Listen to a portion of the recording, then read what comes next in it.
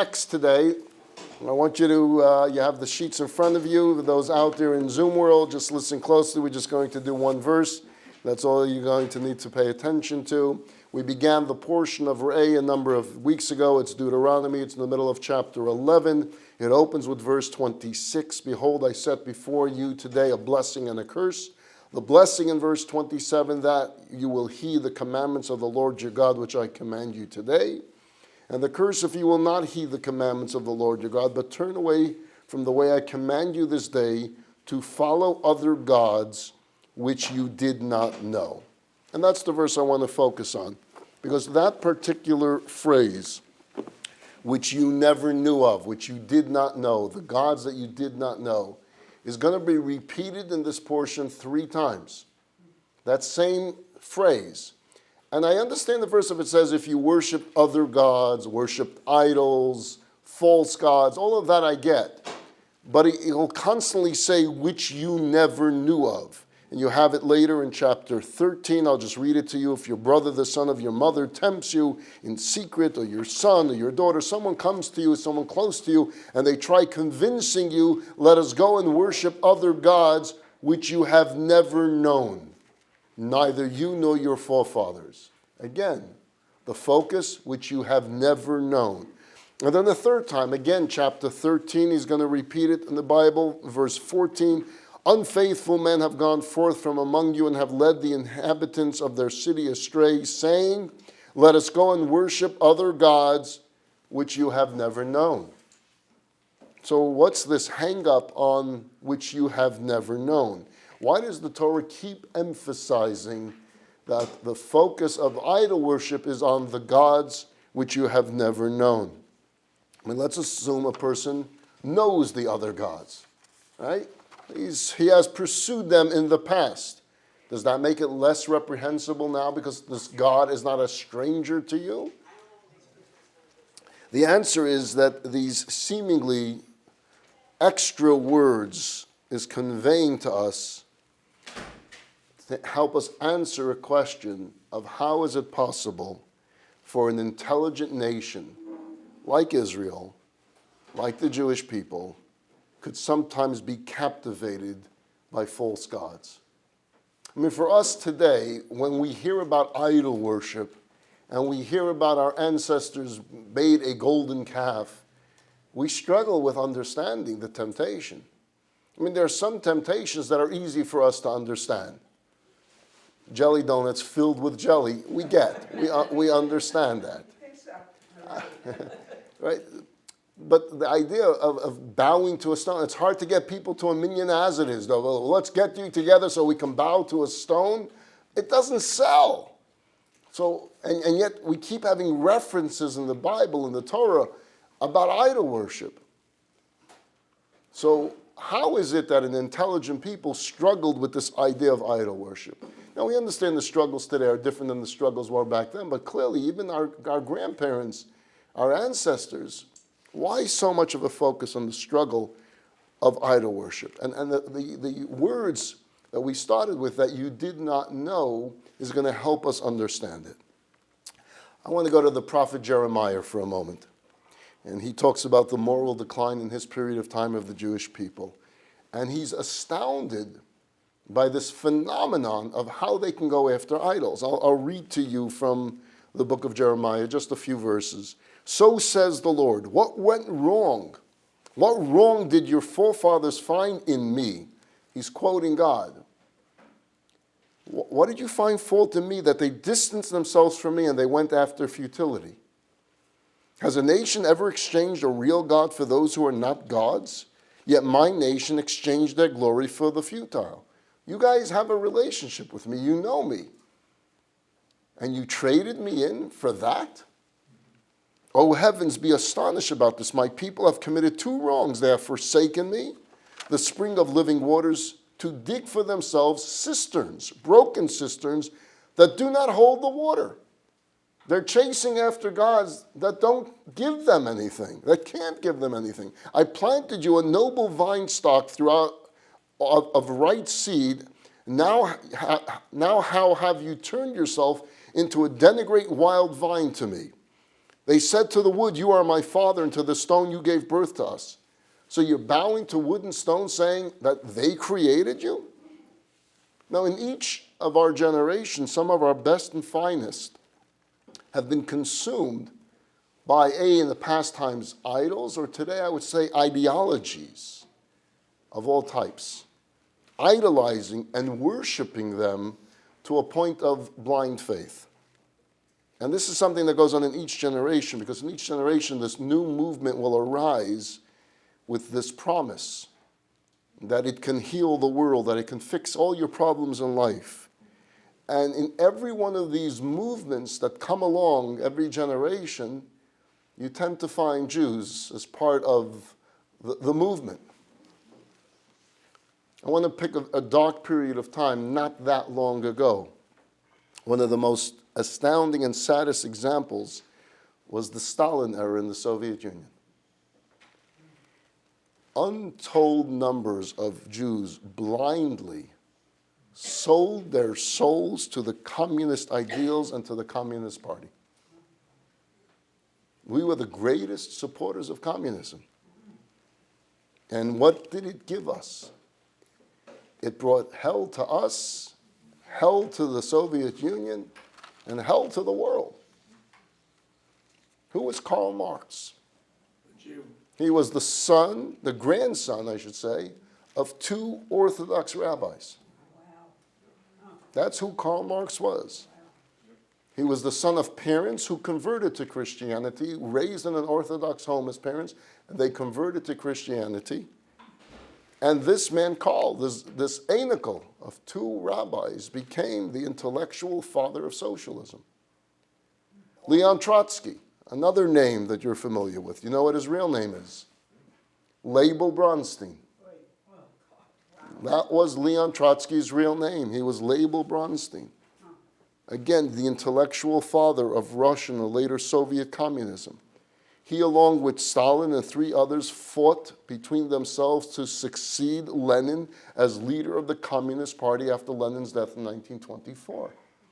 Can you imagine? Trotsky could have won that battle and been the Stalin of his generation, Label Bronstein. In 1920, still under Lenin, Trotsky was appointed head of the Red Army. Moscow's chief rabbi, a man by the name of Rabbi Jacob Maza, went to Trotsky and he begged him to protect the Jews from the pogroms. And Trotsky responded, "Why do you come to me? I'm not a Jew." To which Rabbi Maza says, that's the tragedy. It's the Trotskys who make revolutions, and it's the Bronsteins who pay the price. Meaning your own people, the Bronsteins, where you came from, we're going to pay the price for your revolution. We're going to be the victims. We're going to be the target. Ultimately, in August of 1940, while he was living in Mexico, Stalin had him killed. In 1934, according to the published statistics, 38.5% of those holding the senior positions in the Soviet security apparatus were Jewish. 38% of the leadership of the Communist Party, of the Soviet Union, were Jews. Of course, they didn't see themselves anymore as Jews. Why? Because they sold it for communism. Communism overall. They were Stalinists, they were loyalists, and they hated Judaism and they hated Jews because it embarrassed them that they came from this stock. And so they made life miserable for those who identified as Jews. Communism was, for all practical purposes, their Messiah.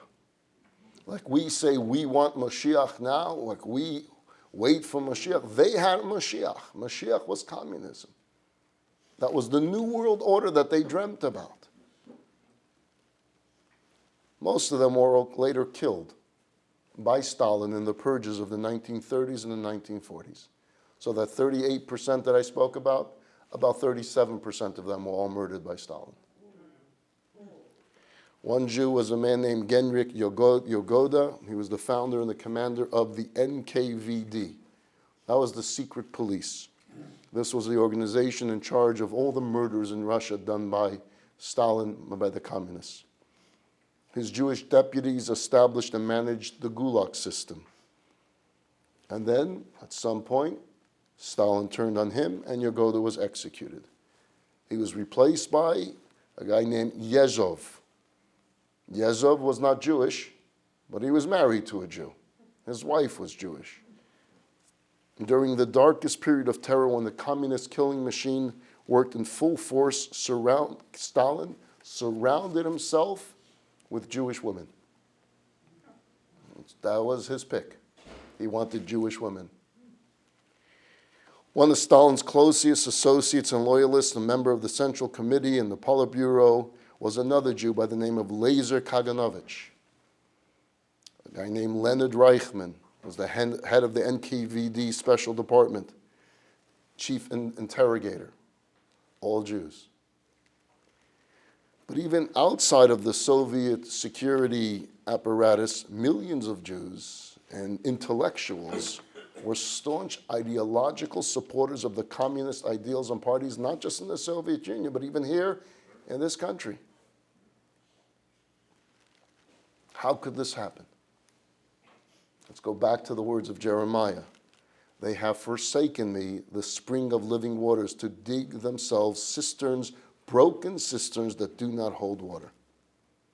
Now, I picked communism as an example, but you can pick so many examples throughout history. In ancient times, the worship of Baal, different types of idol worship, Molech, Haskalah, Bundes. There's all different times where we get excited about this new movement that's going to change the world and save the world and make the world a better place, and we push Judaism aside to adopt into this new ism, and then the new ism becomes our lives. You know, sometimes it's just a waste of time and waste of energy, and sometimes, and as in the case of communism, it's outright dangerous and it's putting your own life at risk. Now let's go back to the opening words. If your brother tempts you in secret and says, let us go and worship other gods which you have not known, neither you nor your forefathers. You get what the Torah is saying here? The appeal and the glitter of the alien gods is their sense of novelty, that it's new. We tend to chase something new. We look for new, we look for fresh, we look for original, we look for innovative. We don't like being bored. And so when something new comes around, we get excited.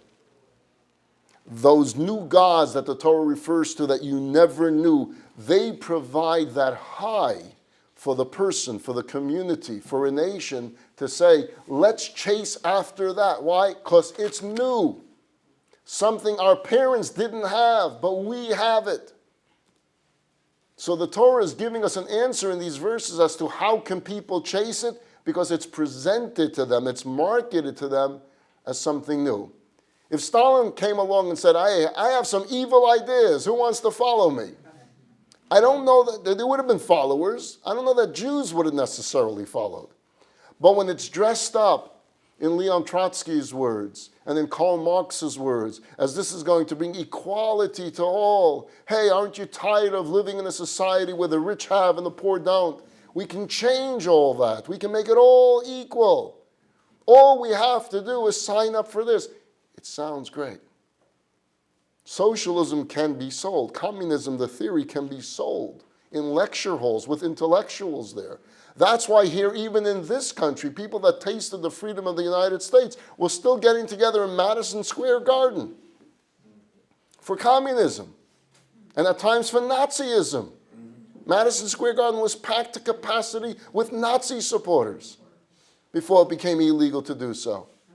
Because we chase that which is new.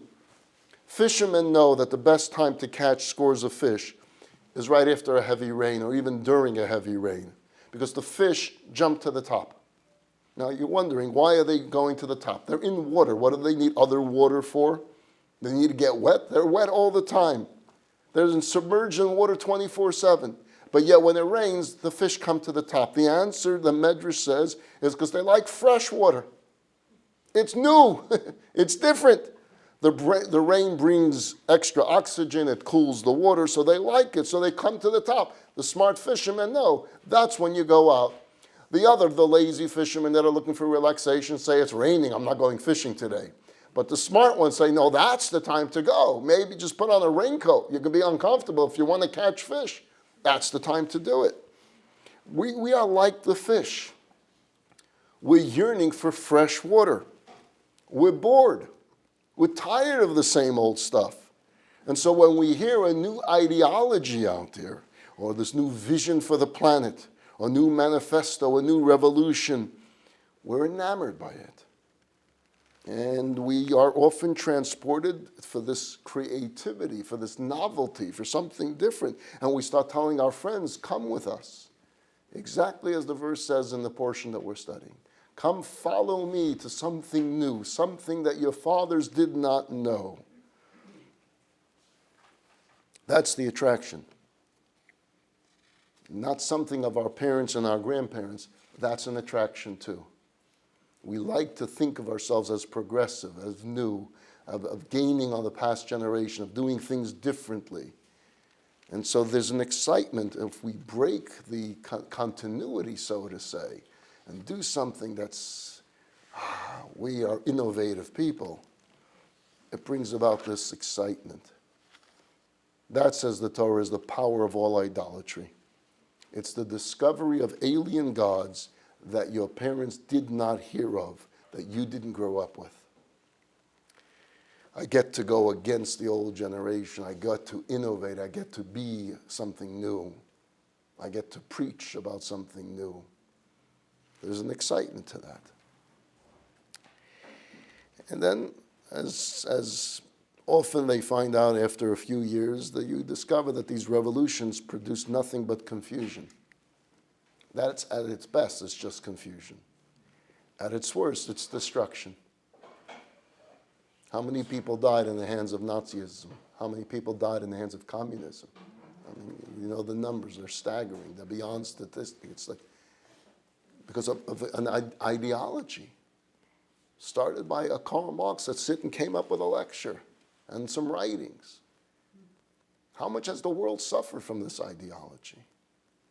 So we look at these verses and we tend to think, why is God getting so hung up? A guy bows down to a stone. Okay, it's not respectful. No, God is saying there is a danger in chasing after a false ideology that can affect every single human being on the face of the earth.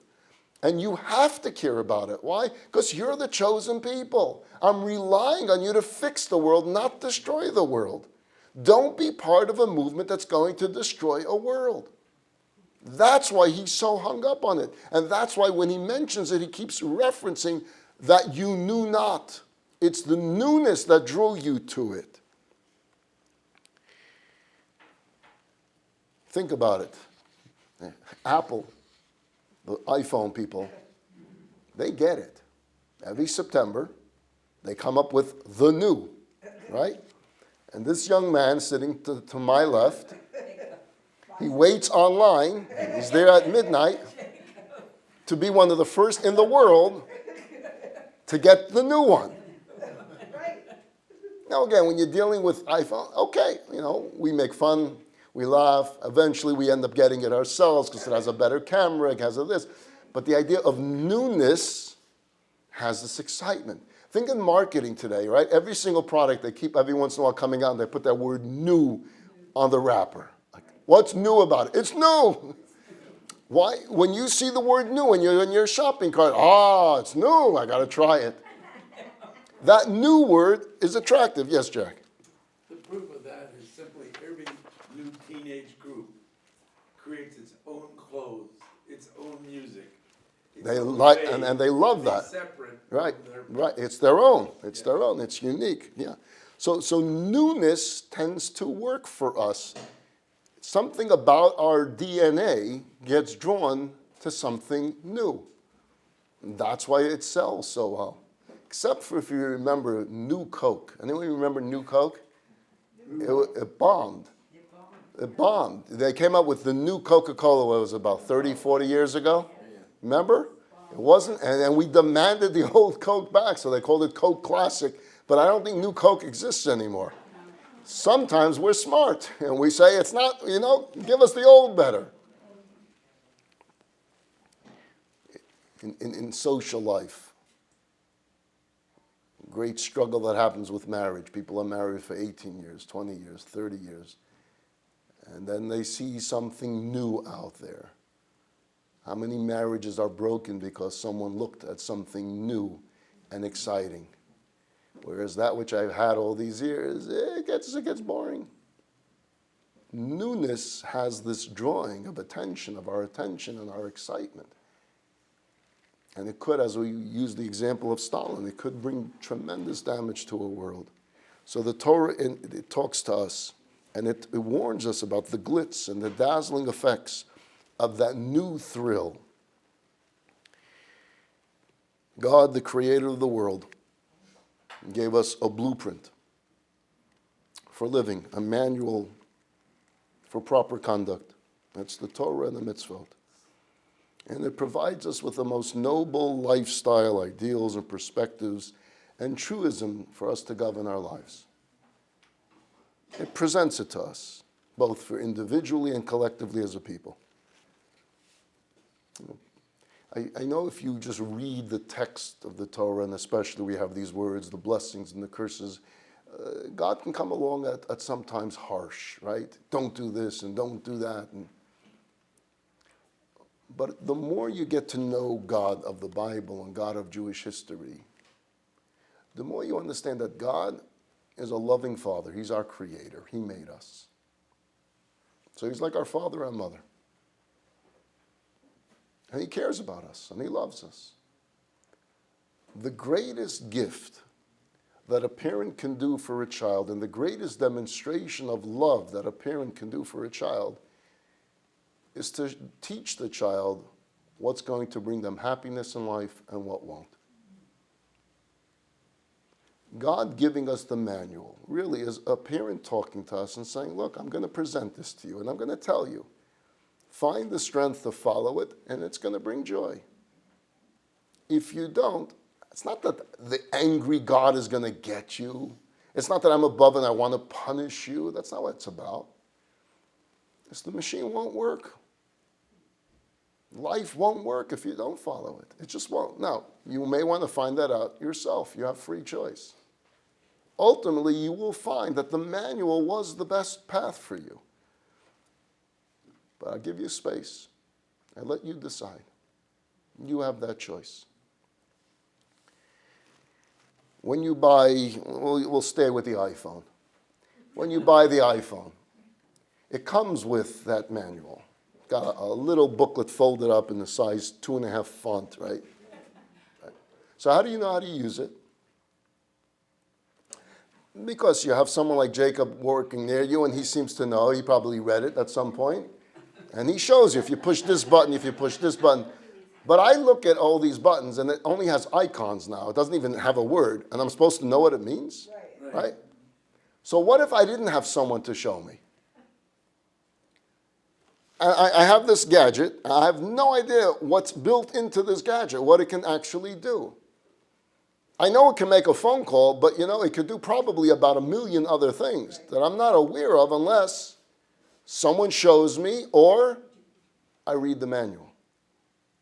But what if I decide that I think from my own knowledge, my own feelings, that the iPhone will work best if I placed it in a freezer every night for 12 hours?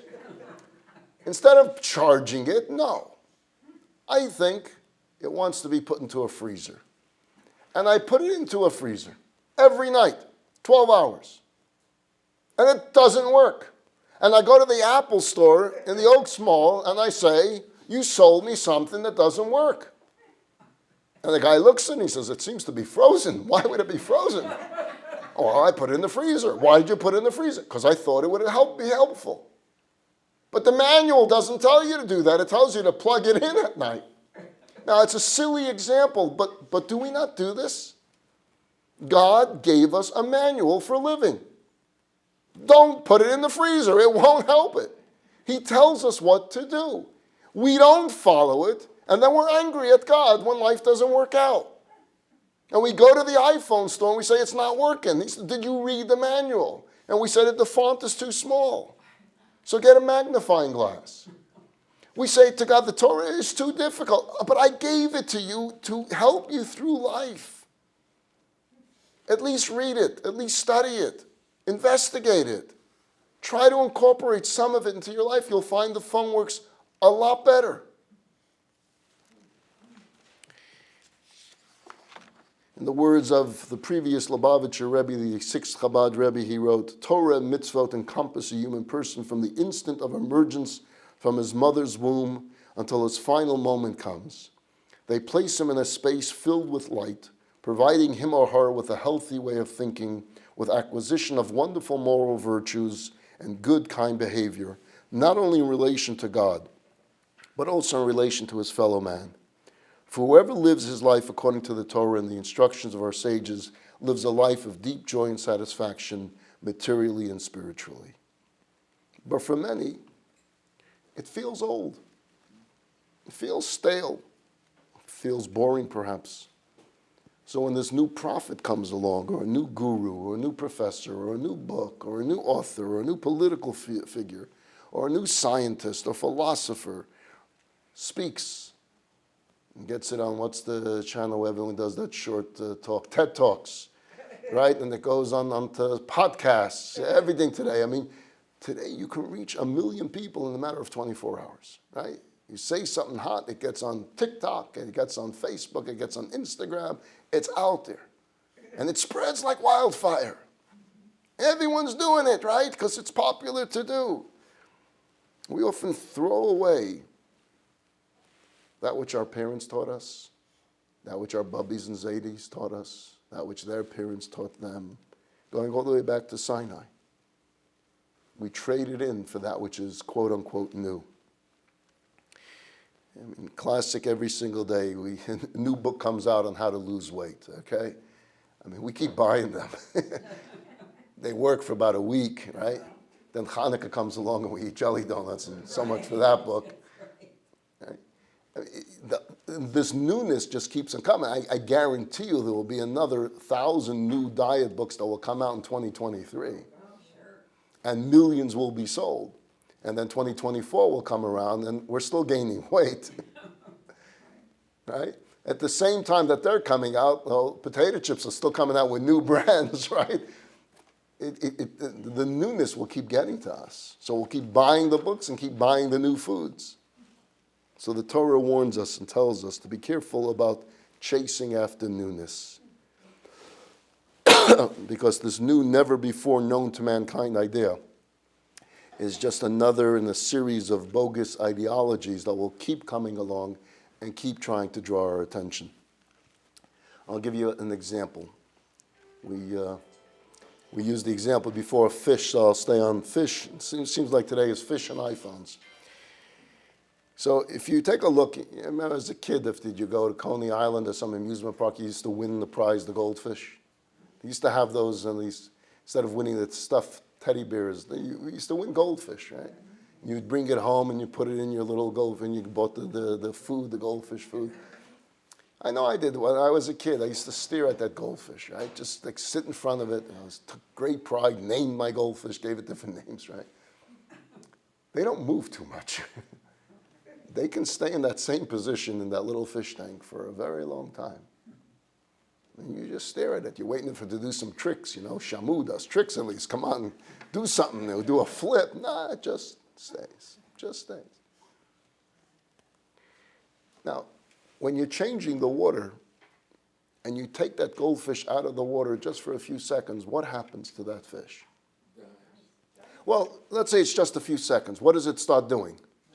It flaps, right? It's moving. So you think to yourself, 1 second.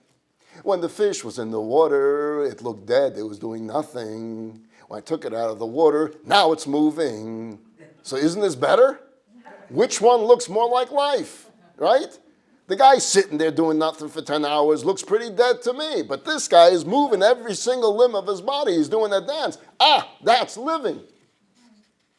But we all know as adults it's the very opposite. When he's sitting in the water, he's in his place. It may look boring, but he's very much alive. He's getting his feed in the morning, his little drops that you put in. He's got clean water. He's happy. When he's flipping around like that, he's not so happy. He's dying. And unless you get him right back into the water, he's not going to survive. We look at people's lives, especially today with social media, and you see them every night at a different club. They're dancing here, they're dancing there, they're flying to this, they're constantly moving, jumping around, they're free. They're not married, they can jump from this relationship to this one. Every day they're with someone else. And they're showing off this lifestyle of fast movement. And we look at our own lives and we're just in that fish in the water, we're just sitting there boring. And we could think to ourselves, we can make that mistake to think that's life and we're dead. We're just boring old people. There's a world out there that we just don't know. This fun stuff, this party stuff, and at the surface it seems like they're so full with energy and newness and excitement, and we're in our old boring lives. And what's the real truth? Our old boring life, this is real life. After a while, that which is out there is artificial, it's fake. I'm not telling you not to have a good time and not to have fun and not to go to a concert once in a while.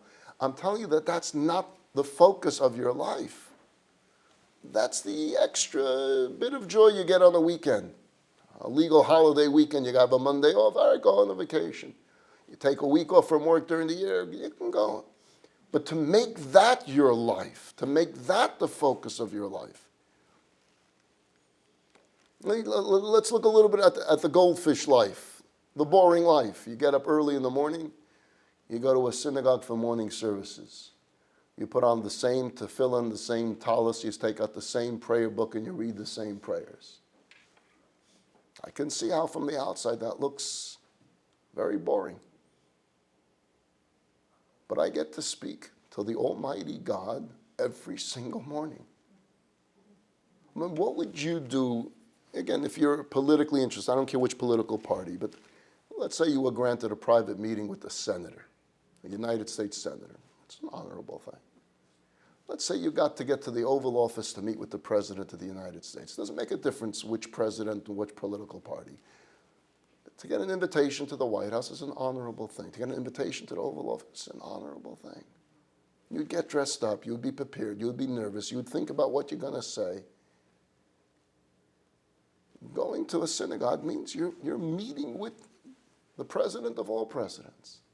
But from the outside, it looks like the goldfish. You're just doing the same thing every single day. It's a matter of perspective. It's a matter of trying to look at that which you do on a regular basis and see the importance of it. I'm sure to those of you that are moms or were stay-at-home moms and had children to raise, it didn't feel exciting while you were doing it.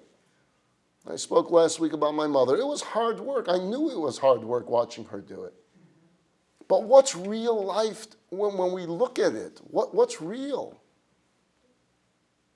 What life would have been better for anyone to live than to raise a family and to watch them grow? It doesn't mean it didn't have its struggles. Of course it has struggles. Life has struggles.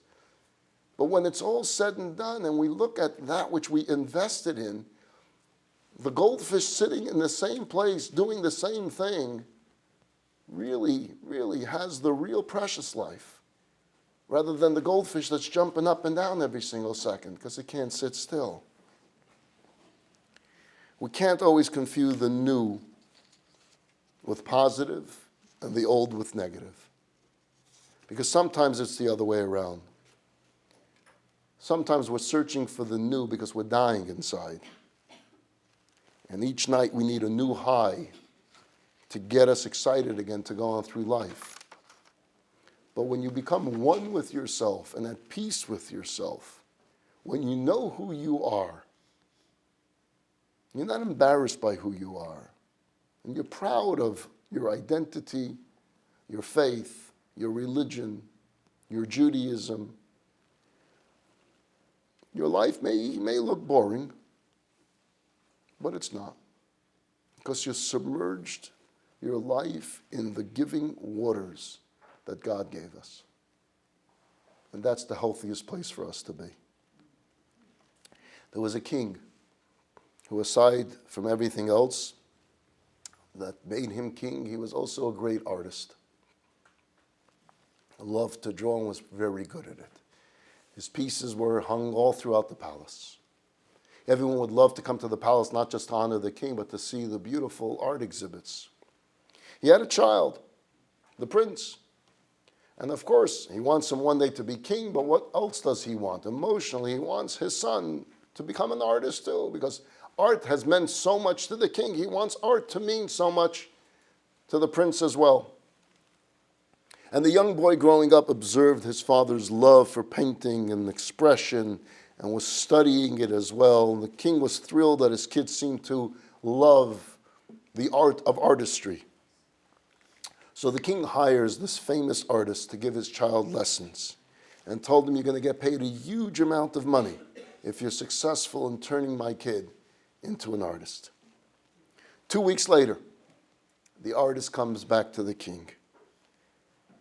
I'm really sorry to tell you this, Your Majesty, but your son is colorblind, and he will never be able to develop into an artist.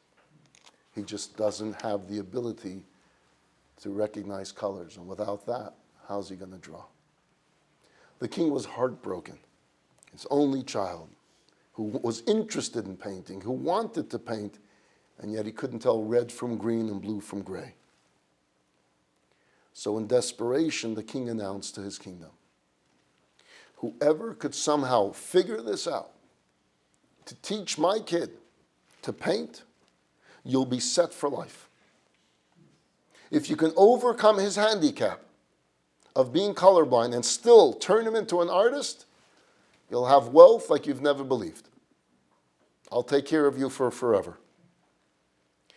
Now, very few artists applied for the job because they knew there's nothing they can do. They don't want to apply for something that would be a failure. One small artist in a town far away contacts the palace, applies for the job, and he's told, give it a shot. For 3 months, the artist is alone with the prince. At the end of 3 months, they come back to the palace to announce that he was ready to display his artistic talent. The king was overjoyed. He called together for a banquet, a dinner, for his entire family, the relatives, anyone part of the royal family, all of the advisors, everyone to come with their families in a large banquet hall. And there on the stage was this empty canvas, and the prince is going to paint.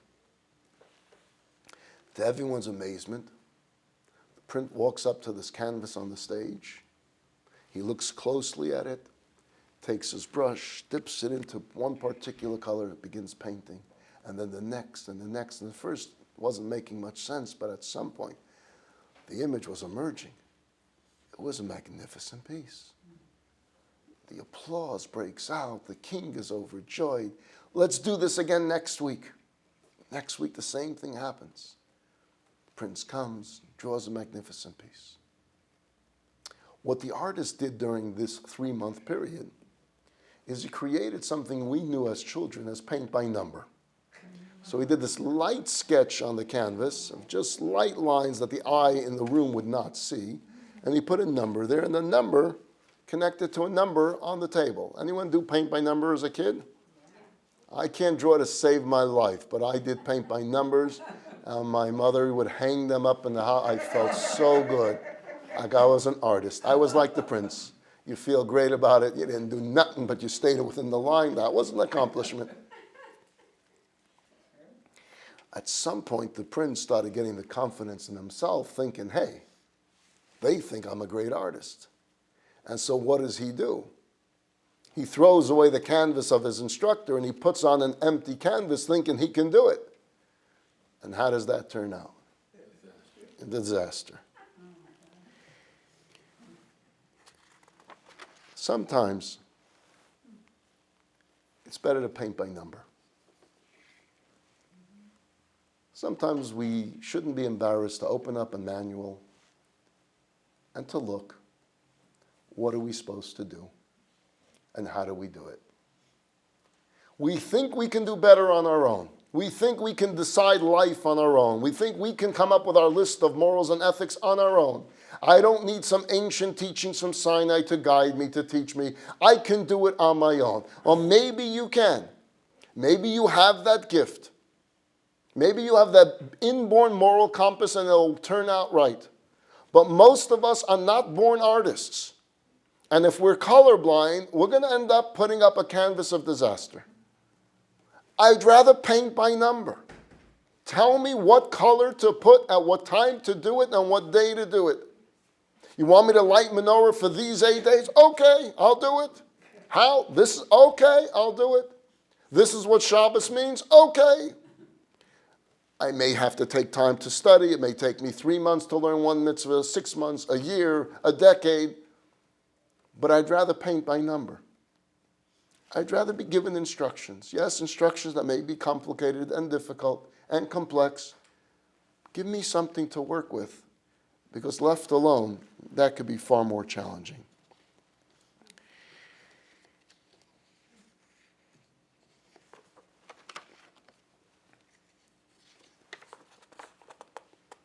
I'll focus on one more word and then we'll take the break over here. If you take a look on verse 26, he says, behold, I set before you, what's the next word in English? Today. In Hebrew, hayom. Hayom. If you look at verse 28, again he says the word hayom, today. That word hayom is found constantly throughout the Torah, over and over and over and over. Hayom, today. The Torah states that the blessings that he promises us will result from following the mitzvot of God, which I command you today. It's not enough to follow the Torah and mitzvot that were given thousands of years ago. It's about looking at that Torah given to us thousands of years ago and imagining it being given it to us today. Because the only way that the Torah becomes exciting to us, so that we don't have to chase any other ism out there, is if we could really look at the Torah as a living Torah, as something that God is communicating with us today. Make that your new ism, instead of chasing that which is false out there. And this way, we start looking at every single mitzvah, and we start feeling about that mitzvah of, wow, this is new. This is exciting. This is something I can do. Set your timetable. I'm going to take on this mitzvah an X amount of time. I'm going to study all about it. I'm going to learn all about it, read all about it, and then I'm actually going to incorporate it into my lives. Do you know how exciting Shabbat can be for you if you plan it right? You have all these vacations out there. Well, when you get to some resort island, they'll say, now you have to take your cell phones and put it in this box. Why? Because we want you to truly appreciate life and the world and nature, and therefore no distractions. And people pay tens of thousands of dollars, and wow, what a brilliant idea. Well, kind of the Torah told you about this a long time ago. Make it new. Put your flavor into it, and whatever mitzvah it may be, make it exciting in its newness to you. And this way, we will merit to see all the blessings that the Torah has promised us. I want to wish you all a very, very happy Hanukkah. Thank you for joining. Again, we have matzah ball soup, we have latkes, we have jelly donuts and salads for lunch. And we'll be back January 25th. Okay? January 25th, right. I'm going to be going to New York back and forth a number of times to deal with family issues there with my mother's house. But January 25th, we'll be back on. Okay? All right. We'll send that information about our winter semester. We have Rabbi Dr. Label Wolf is going to be speaking for us, lecturing for us. We have Scholar in Residence weekends coming your way. We have a lot coming your way for the winter, so look for your emails and postcards and everything else that we send you. Okay?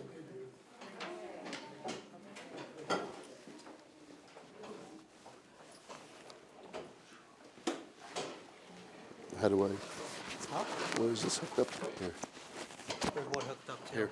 To the camera? No. I was finding where. Oh, I see. I see. Everything is